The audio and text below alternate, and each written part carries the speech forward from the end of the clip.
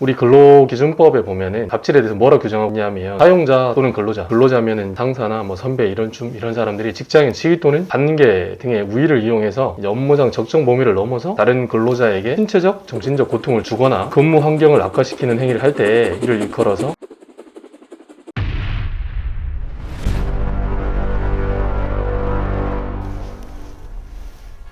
안녕하십니까?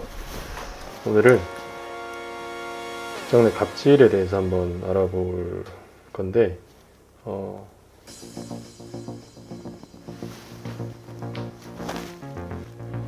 기사 제목이 한 달쯤 된 것 같아요. 한 2달 돼가네요. 그 홈쇼핑 쇼 호스트들이 돈 넘은 갑질을 했다. 그래서 후배한테 빨리 시키고 자정에 메시지를 보냈다. 그래서 계약 연장 과정에서 동료 평가 영향이 있어가지고 이제 문제 제기가 힘들었다는 거죠. 그러니까 내가 이제 갑질을 당했다라고 문제 제기를 하면 쟤 분란을 일으키는 애다, 조직 내에서 인하다 근결을 해친다, 이런 식의 이제 부정적 평가를 받을 거를 이제 걱정했다는 거죠. 그리고 이제 이게 이제 2차 가해쯤 되는 건데 좀 문제 있는 애다, 이제 이런 식으로 분위기를 몰아갈 가능성이 있기 때문에. 근데 홈쇼핑 이제 회사 측에서 진상 조사를 들어가서 이제 문제가 되는 쇼 호스트에 이제 출연을 정지시켰다, 이런 거죠. 그래서 뭐 내용인즉슨 후배에게 이불 빨래를 시키고 자정이 다 된 시간에 이제 메시지를 확인하라 라고 이제 갑질을 한 것으로 알려져 논란이 되고 있다. 그래서 단체 대화방을 통해서 후배에게 갑질을 했다라고 보도했다는 거죠. 그래서 여기 이제 이렇게 한 걸로 밝혀진 쇼 호스트 2명 출연을 정지시킨 상태다. 이제 해당 업체에서는 그리고 뭐 또 추가적으로 보면은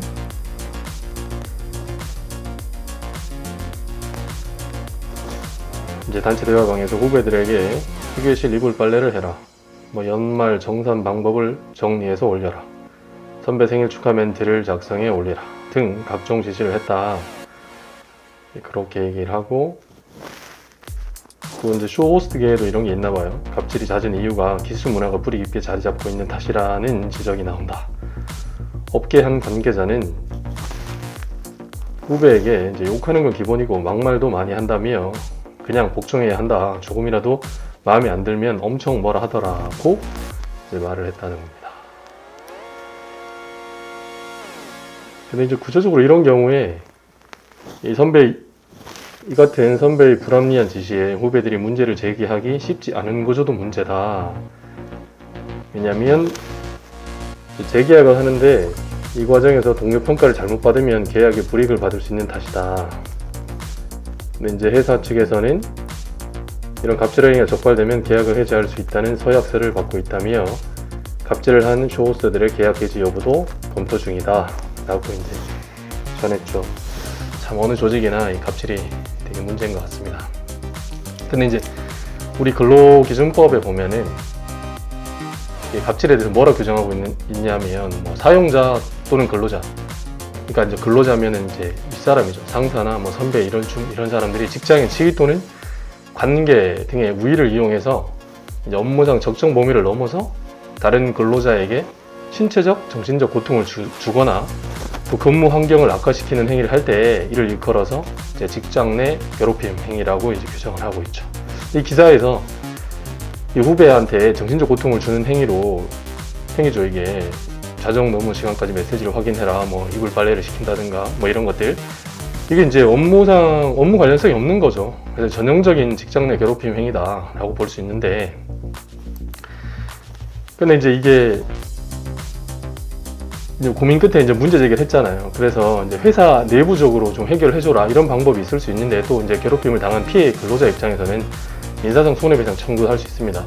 그리고 이 회사 측에서 이 사용자에 대해서도 사용자 책임을 물어서 손해배상 청구도 가능하다는 거. 그리고 사용자가 이제 직장 내 괴롭힘 행위를 직접 할 수도 있죠. 이건 당연히 책임을 져야 되고, 근데 이제 직장 내 괴롭힘을 예견하고 예방할 수 있었음에도 불구하고 이를 방지하지 못한 경우에 역시 배상 책임을 집니다. 다만 이제 이 갑질 행위라고 하는 게 회사의 직무집행, 사무집행과 관련된 게 아니면 이제 사용자가 책임을 질 이유는 없겠죠. 그래서 업무 관련성이 없는 영역에서까지 사용자의 제재나 조치를, 사용자에 대한 제재나 조치를 기대하기는 어렵기 때문이다. 이제 그런 겁니다. 그런데 이제 또 이 가해자 행위가 형사범죄를 구성할 때는 이제 형사고소도 이제 가능하겠죠. 그래서 뭐 생각해 볼 수 있는 죄명이 뭐 여러 사람 앞에서 뭐 욕을 한다든가 했을 때 모욕, 또 신체에 대한 유형력을 행사한다든가 하면 폭행, 또 되게 이제 말이든 신체적인 위해를 가하는 건 당연하고, 말로 이제 스트레스를, 정신적 고통을 계속 이렇게 주면 이제 상해에 해당하기도 하고, 또 의무 없는 일을 이제 해라, 빨래 같은 걸 시키는 거, 이건 의무 없는 일이죠. 이런 이제 강요 등에 이제 해당할 수 있겠습니다. 그래서 이제 뭐 계약 연장 과정에서 뭐 동료 평가에 영향을 줄 수 있어서 문제 제기가 뭐 힘들다 언급이 여기 나오는데, 그냥 당하다가 이제 뭐 비극적인 선택을 하는 것보다는 시원하게 문제 제기하시고 이제 새 삶을 사시는 게 낫겠다라는 게 제 판단입니다. 다만 이제 문제 제기한 마당에는 이제 반드시 이겨야 되겠죠. 네, 그러자면은 증거가 필요합니다. 그래서 뭐 녹음 파일이나 그다음에 이제 모바일, 그러니까 SNS 대화 내용 이런 캡처본 등 같은 거를 이제 미리 확보해 두시면 좋겠습니다. 자선책으로 괴롭힘을 당할 당시에 썼던 일기나 수첩 이런 게 있으면 좋고, 또 주변 동료와 이제 나오는 대화도 증거가 될 수 있으니까 이것도 잘 확보해 두시면 좋겠습니다. 그리고 정신과의 어떤 상담 기록도 나중에 증거가 되니까 이 부분도 같이 고민해 보시면 좋겠습니다. 피해자의 신고가 있을 경우에 사용자는 사실을 확인한 후에 피해자의 의사에 따라서 근무 장소 변경, 그 다음에 이제 유급 휴가 명령 등 적절한 조치를 취해야 됩니다.